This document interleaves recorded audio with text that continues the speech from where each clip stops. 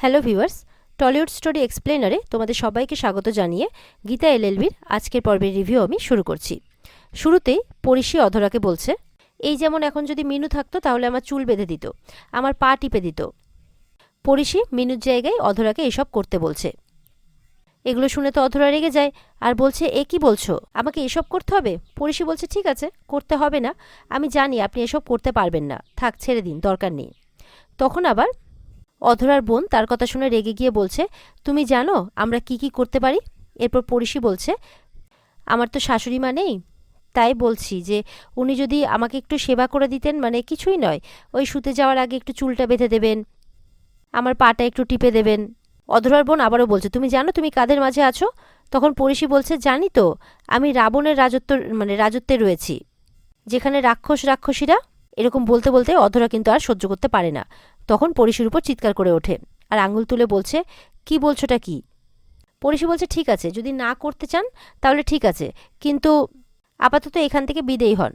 অধরা বলছে পরিশীকে, আমি শুধু তোমার কাছে তোমার হাজবেন্ডের একটা ফেভার পেতে এসেছিলাম। পরিশী তার পরিবর্তে তার সেবা যত্নে শর্ত রাখে আর বলে, আপনারাই বলুন, আমি কি এইটুকু সেবা পেতে পারি না শ্বশুরবাড়ি থেকে?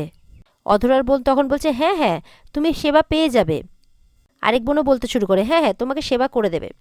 অধরা এটা শুনে রেগে যায় আর পরিশীকে মারতে গেলে তার বোন তাকে বাধা দেয় আর তাকে সতর্ক করে বলে যে থানা থেকে কিন্তু ঘন্টায় ঘন্টায় ফোন করে পরিশীর খোঁজ নিচ্ছে, তাই ভুল যাতে না করে কোনো রকম। এরপর অধরা বাধ্য হয়ে পরিশীর মাথায় মাসাজ করতে শুরু করে। পরিশী তার নাটকও শুরু করে দেয়, বলে মাসাজটা হয়ে গেলে চুলটাকে বেঁধে দেবেন, ঠিক আছে? আমার খুব ঘুম পাচ্ছে, আপনি আমাকে তারপরে একটু ঘুমও পাড়িয়ে দেবেন। অধরা তো প্রচণ্ড বিরক্ত বোধ করে আর পরিশীকে গালাগালি দিতে শুরু করে। পরিশী বুঝতে পারে যে অধরা বিরক্তি বোধ করছে, তখন আরও ইচ্ছে করে বলছে, হয়ে গেছে চুল বাঁধা, ঠিক আছে, এবার পাটা চেপে দিন। অধরা তখন তার বোনদের বলছে, এইসব কিন্তু অতিরিক্ত করে ফেলছে পরিশী। তার বোনেরা তখন তাকে বলছে যে যা করতে বলছে চুপচাপ করে যা, নাহলে এরপর থানা থেকে কিন্তু বড়বাবু ফোন করে পরিশীর কাছ থেকে কিন্তু সমস্ত খবর নেবে। আর পরিশী তখন অধরাকে শুনিয়ে শুনিয়ে বলছে, ইতিমধ্যেই বড়বাবু ফোন করে দিয়েছে। আর পরিশী বলছে, আমি একদম ঠিক আছি, আমার ননদ খুব ভালো, উনি আমার মাথা টিপে দিচ্ছেন, মাসাজ করে দিচ্ছেন, তেল মাখিয়ে দিচ্ছেন, চুল বেঁধে দিচ্ছেন, ঘুম পাড়িয়ে দিচ্ছেন। এরপর কথা হয়ে গেলে ফোনটা রেখে দেয় আর অধরাকে অর্ডার করছে যে, শুনুন, আমার কিন্তু একটা খুব দামি খুব একটা তেল আছে আর কি, ইম্পর্টেড তেল আছে একটা, সেইটা দিয়ে কিন্তু আমাকে মাসাজ করে দেবেন, বুঝতে পারলেন? অধরাও কি আর করবে, সেই মতো করে মাসাজ করতে শুরু করে। ওদিকে কৃপান কিছুক্ষণ বাদে ফিরে এলে মেহেক তাকে বলছে, কি হলো, আমার খাবার কোথায়? কৃপান বলছে, ওটা তোমার খাবার নাকি আবার, ওটা তো পুরো কনে যাত্রীর খাবার, মনে হচ্ছে একদম যা লিস্ট দিয়েছ।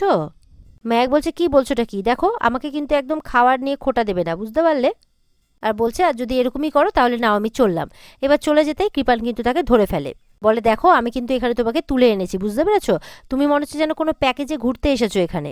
মেহেক বলছে, আচ্ছা তুমি তো একটু মিষ্টি করে কথা বলতে পারো। কৃপান বলছে, মিষ্টি করে মানে? মেহেক বলছে, হ্যাঁ তো, হ্যাঁ গো, ও গো, কি গো, এইসব বলে ডাকতে পারো তো তুমি। তুমি আমাকে ভালোবাসো না, জিজ্ঞাসা করছে মেহেক। কৃপান বলছে, হ্যাঁ বাসি তো। মেহেক বলছে, তাহলে তুমি আমার কাছে আসবে না? কৃপান জিজ্ঞাসা করছে, তুমি সত্যি আমাকে কাছে ডাকছো নাকি? মেহেক বলছে, হ্যাঁ। মেহেক বলছে, হ্যাঁ এসো, আমার কাছে এসো।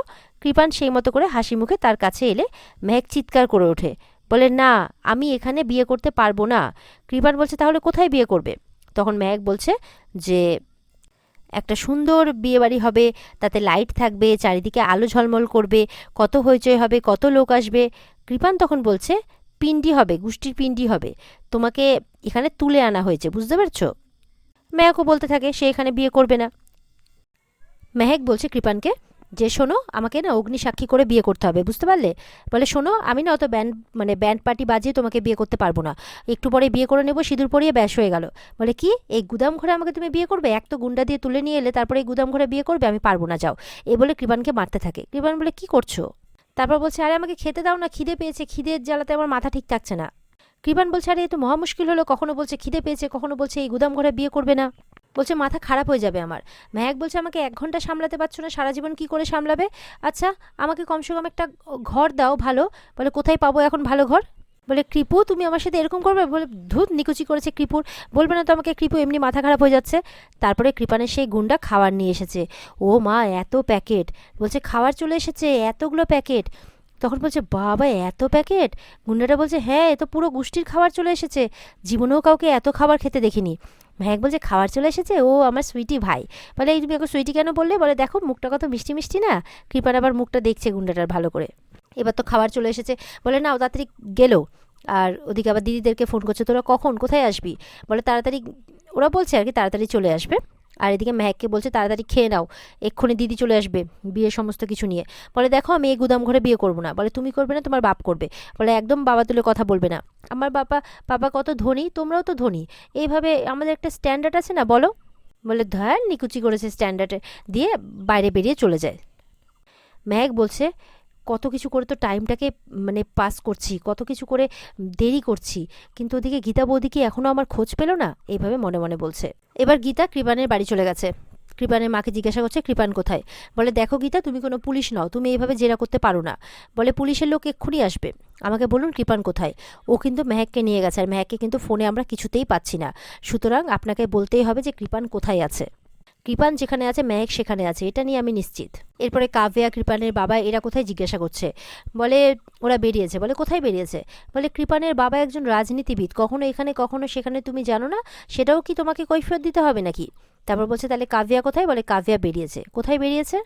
ও অবশ্য সেটা আপনি জানেন না তাই না? গীতা বলছে। আরও বলছে এই বাড়ির তো আবার নিয়ম শৃঙ্খলা কিছু নেই তাই না? ওই জন্য একটা উচ্ছৃঙ্খল মেয়ে আর একটা উচ্ছৃঙ্খল ছেলে হয়েছে আপনার। তো গীতাকে চলে যেতে বলছে। গীতা বলছে আমি একদম যাব না এখান থেকে। তখন বড়বাবু আসে। বড়বাবুকে দেখেছে কৃপানের মা, বলছে আপনি এখানে? তখন বলছে হ্যাঁ, এখন আমি এসেছি, একটু পরে পুরো ফোর্স আসবে, এফআইআর হবে, মেহেককে খুঁজে পাওয়া যাচ্ছে না। কৃপানের মাকে বলছে বড়বাবু ফোন করুন কৃপানকে। বলে কেন, আপনারা ফোন করতে পারছেন না? বলে ফোনটা বন্ধ। তখন গীতা বলছে সেখানেই প্রশ্ন, কৃপানেরও ফোন বন্ধ, মেহেকেরও ফোন বন্ধ, আর প্রশ্নটা সেখানেই। এদিকে মেহেক কিন্তু বসে বসে দিব্যি সে আইসক্রিম খেয়ে যাচ্ছে, আর কৃপান পাশে বসে আছে।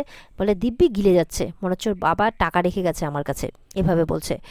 তখন মেহেকের মাথায় বুদ্ধি আসে, কি করবে, আইসক্রিমের যে খাওয়া হয়ে গেছে, এবার এটো কাপটা কৃপানকে দিয়ে ফেলাবে। কৃপু এটা একটু ফেলে দাও তো। বলে কি, তুমি খাবে বসে বসে আর আমি তোমার এঠো করবো? বলে তুমি আমার রেসপন্সিবিলিটি নিতে পারছো না এইটুকুটা? নাও নাও নাও ফেলে দাও। এ বলে হাতে জোর করে আইসক্রিমের কাপটা গুজে দেয়। কৃপান তো কেমন করতে থাকে। এরপরে মেহেকের হাতে আইসক্রিম লেগে আছে, কোথায় মুছবে কোথায় মুছবে, কৃপানের জামাতে মুছে ফেলে। কৃপান তো বিরক্ত হয়ে যায়। তারপরে মেহেক বলছে দাও দাও দাও, আমাকে বেনারসিগুলো দাও আর সমস্ত অর্নামেন্টসগুলো দাও, আমি পরে ফেলি, আর তুমি যাও একটা ঘরের ব্যবস্থা করো। বলে কি, আমি ঘরের ব্যবস্থা করবো এখন? তোমাকে আমি কিডন্যাপ করে নিয়ে এসেছি, বুঝতে পেরেছো? বলে কি তখন থেকে বলেছো তুলে নিয়ে এসেছি তুলে নিয়ে এসেছি, কিডন্যাপ করেছো, কি হুমকি দিয়ে যাচ্ছ, তোমার পারপাসটা কি বলো তো? বলে পারপাস কি আবার, আমি ইয়ে করব। বলছে তুমি যখন ইয়েই করবে তখন একটা ভালো ঘরের তো ব্যবস্থা করবে নাকি। এবার কিন্তু বিদ্যুৎ আসে কৃপানকে খবর দিতে যে কৃপানের বাড়ির লোক এসে গেছে। আর কৃপানকে এসে বলছে এই মেয়ে কিন্তু খুব চালু মেয়ে, বিশ্বাস করবেন না। তখন বলছে কৃপু তোমার সামনে আমাকে চালু বলছে, তুমি কিছু বলবে না? তখন কৃপান বলছে আর কি, বিদ্যুৎবাবু ওকে চালু বলবেন না। এরপরে কৃপানের বোন আর বাবা আসে সেখানে। কৃপানের বোন বলছে যে ও ঠিকই বলছে, মানে বিদ্যুতের কথা বলছে, একদম ঠিক বলছে, মেহেক খুব চালু মেয়ে। মেহেক বলছে একেবারেই নয়, আপনি নিজের সাথে আমাকে গুলিয়ে ফেলছেন। তখন মেহেক বলে চিৎকার করে ওঠে। কাভিয়া বলছে এই শোনো, তুমি না হিল স্টেশনের পুরো খেলাটা পাল্টে দিয়েছিলে, এবার তোমার সাথে যা করার কৃপান করবে, ও তোমাকে ছাড়বে না, ওর পুরো লাইফটা হেল হয়ে গেছে, ওর জীবনটা হেল হয়ে গেছে। তখন আসে পদ্ম, বলছে পাপ করলে তো পাপের ফল ভুগতেই হবে। কৃপানের বাবা বলছে পদ্ম একদম বড় বড় কথা বলবে না, আজকের রাতই তোমার লাস্ট। পদ্মকে চোখ বড় বড় করে দেখাচ্ছে আর বলছে কৃপানের বাবা। পদ্ম বলছে মানে? তখন পদ্মকে বলছে আজকে তোমার শেষ রাত, আজকের পরে তোমাকে না আমাদের বাড়িতে না এই পৃথিবীতে দেখা যাবে, কোথাও দেখা যাবে না তোমাকে। এক কথায় হচ্ছে মেরে ফেলার প্ল্যান করছে পদ্মকে। মেহেক পদ্ম সবাই তো ভয় পেয়ে যায়, বলছে তোমাকে ছাড়বো না কিছুতেই, কৃপানের বাবা বলছে। এরপর বিদ্যুৎকে বলছে পদ্মকে নিয়ে যেতে। এদিকে নাকি পদ্মকে মারবে আর ওদিকে অঙ্কিতকে মারবে। পদ্ম বলছে আমাকে ছেড়ে দাও, বিশ্বাস করো আমি কোনো বাধা দেবো না। তাও পদ্মকে জোর হেচ্চড়া করে মানে টানতে টানতে নিয়ে চলে যায় বিদ্যুৎ। এরপরে দেখা যাচ্ছে কৃপানের বাবার ফোনে গীতার ফোন এসেছে। ফোনটা রিসিভ করতেই বলছে কে? বলছে গীতা, LLB, কোথায় আপনি? কৃপানের বাবা বলছে আমি একটা জনসভায় এসেছি। গীতা বলছে কোনো জনসভা তো হচ্ছে না, খুদ বড়বাবু নিজে খবর নিয়ে দেখেছেন। গীতা চিৎকার করে বলছে কলকাতায় এই মুহূর্তে কোনো জনসভা হচ্ছে না, কোনো জনসভা ছিল না, আপনি মিথ্যে কথা বলছেন। কোথায় আছেন আপনি? চিৎকার করে বলছে গীতা। কৃপানের বাবা তো পুরো ভয় পেয়ে যায়, আর এখানে আজকের পর্ব শেষ হয়ে যায়। তো বন্ধুরা, এই ছিল আজকের পর্বের রিভিউ। ভালো লেগে থাকলে কিন্তু পর্বকে লাইক কমেন্ট করে জানাতে ভুলবে না, আর আমাদের সাথে জুড়তে আমাদের চ্যানেলকে সাবস্ক্রাইব করতে ভুলবে না। আর পর্বের বিস্তারিত দেখতে অবশ্যই স্টার জলসার পর্দায় চোখ রাখবে। দেখা হচ্ছে তোমাদের সাথে আগামীকালকে। সবাই ভালো থাকবে। টাটা।